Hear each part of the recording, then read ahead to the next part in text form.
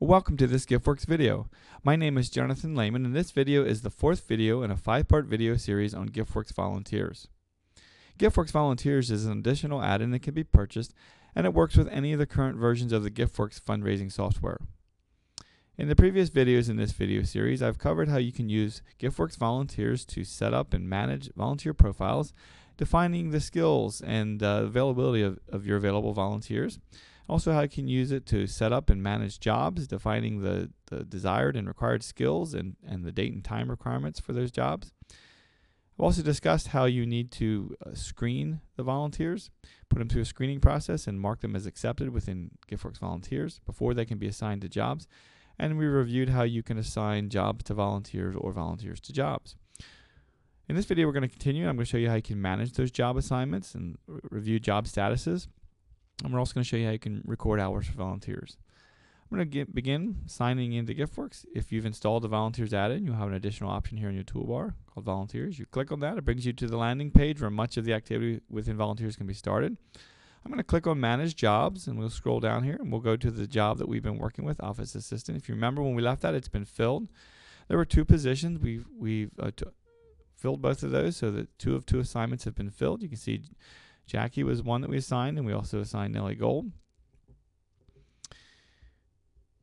So as we're now in the future, when I first set these up, it was back in November of 2009. We're now in May, and Jackie and Nellie have finished their assignments. The person in our staff who was on maternity leave has returned, and we're going to manage these job assignments. So I'm going to go and I'm going to click on Manage.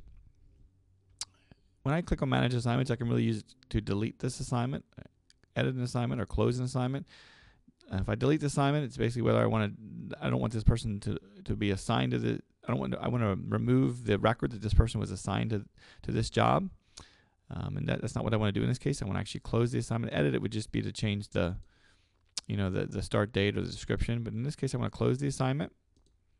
When I close the assignment, I give it a close date. So I'm going to give it say that this job actually completed the end of April. I could put in any comments like Jackie did a great job, and I have the opportunity to rate that volunteer's work for historical reference. So I would recommend her again. This refill position is important to understand.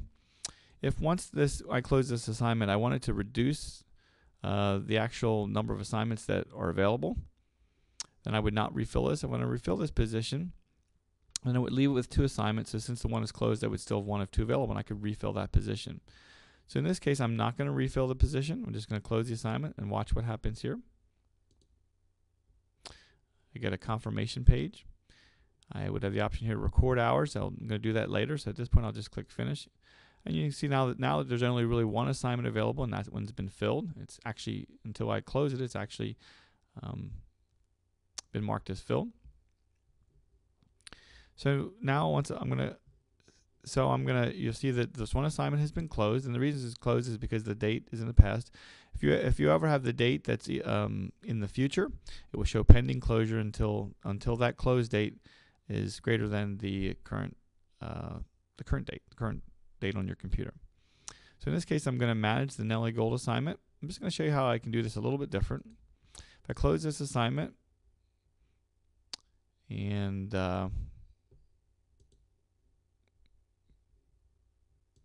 pick April 30th also. In this case, I'm going to refill the position. I want you to watch what happens here. It's not going to reduce this number, so there'll still be 1 assignment available. It's just that that assignment will now be left to be filled because the original one was closed. So if I say refill this position, when I'm done, it'll say 0 of 1 assignment has been filled. So basically, I closed the 2 original positions, but I now have 1 position available. So if I would edit the job, you would see that there now is, I need 1 volunteer. There's 1 volunteer necessary. Now in this case, I really wanted that job closed. I didn't want to refill it. I just wanted to show you what happened. So I'm just going to change that to 0 and save the job. And you'll see now that the job goes to a closed status because all the assignments have been filled, and all those assignments that have been filled are closed. It is now, the job now goes to a closed status. Let me click on Jackie Lehman. we're going to show you can also work with assignments from a volunteer perspective. So you can see that from a volunteer perspective, Jackie has this one assignment that was closed. She has another one that's still open. So I could also do the same thing here. In this case, I just want to show you that I could delete the assignment. Deleting the assignment, I get the same question about refilling a position. But especially when in this case, I'm not going to check that. When I delete the assignment, how that assignment will go away.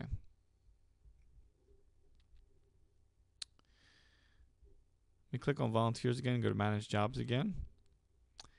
And let's go into another filled job here. We'll go into this delivery driver, and I just wanted to show you how the pending closure works. So if I would go into this job, and I'm going to manage this assignment, I'm going to close it.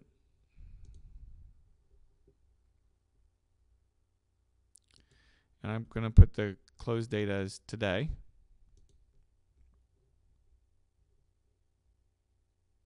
Say close, finish. You notice how that goes into pending closure because it's not greater than today's date. Today's date, my computer date is currently set for May 3rd. And so you'll see the job still says filled. I can do the same thing for this assignment.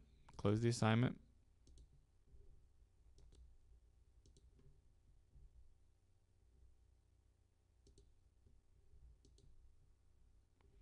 So you see both of these are pending closure and the job is still filled. Tomorrow, these jobs, the status of these assignments would go to closed and the job status would go to closed automatically. And I'll show you how you can record hours. You notice that when we were closing these assignments, we could have recorded hours right then. In fact, what I'll do is I'll go back here to another job here, and we'll just work with this assignment. I'll show you that in the process of closing an assignment, if I go through those dialogues, on that last page of the dialogue, I have the option to actually record hours. So I can go in and when I'm done, I can record how many hours. So I can say that on this date, volunteer worked for 10 hours, and I can put any notes I want to and click save. There's many other places I can record hours. I'm going to go back to the main volunteers page. This is one of the main areas you can do it. You can record volunteer hours here. You can pick a volunteer, such as, let's pick Jackie, who we've been working with. And this is more of a batch entry. This is where you're going to enter a bunch of hours for Jackie, and you can save them all at once. So I'm gonna pick a date. I'm gonna go back on. Let's say she just kind of go through. She started on December 1st, and she worked 4 hours that day. I'm going to select the job, which is the office assistant job. I don't have to assign a job for hours. I can just assign hours to a volunteer. I'm going to select the office assistant. I'm going to record those hours. It automatically increments by date. It's assuming for this volunteer we might be going through a sequential process of adding hours. So in this case, and it keeps the job. So I'm just going to keep recording those hours. I could change the date up here if I need to, but it's kind of incrementing and giving me the process to just key a set of hours per day. If I need to skip a date, I can just change the date. So I'm just recording a batch worth of hours. I could change the job if I need to. Once I like all the hours that I've entered, I can save those. I could save and select a new volunteer or just save those hours. So I've just entered a bunch of hours for Jackie. I can also do the same thing from a job perspective. So if I go in and manage jobs, I could bring up the office assistant job.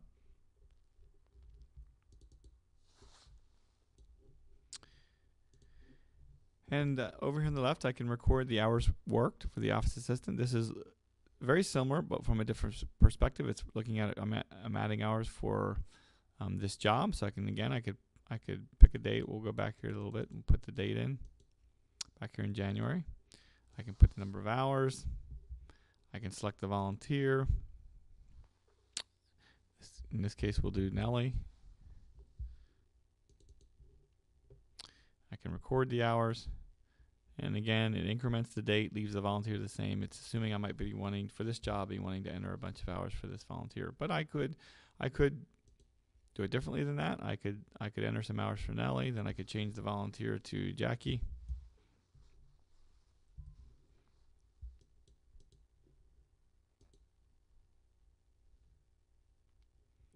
And once I'm done, I can say, whoops, I didn't record those hours. Record those hours, and then when I'm done, I could save those. So there's different places where you can enter hours. You can also view the hours by clicking on the hours either on a job or a volunteer. And you can look at those hours. You can edit any one of those hours. Or you can delete the hours, or you can record individual hours here. So there's lots of different places you can do that. So from either a volunteer or a job, you have the ability to enter hours for a volunteer. You always need to assign them to a volunteer, but whether you assign them to a job is optional. We hope this video has been helpful. We encourage you to watch the 5th video in this video series.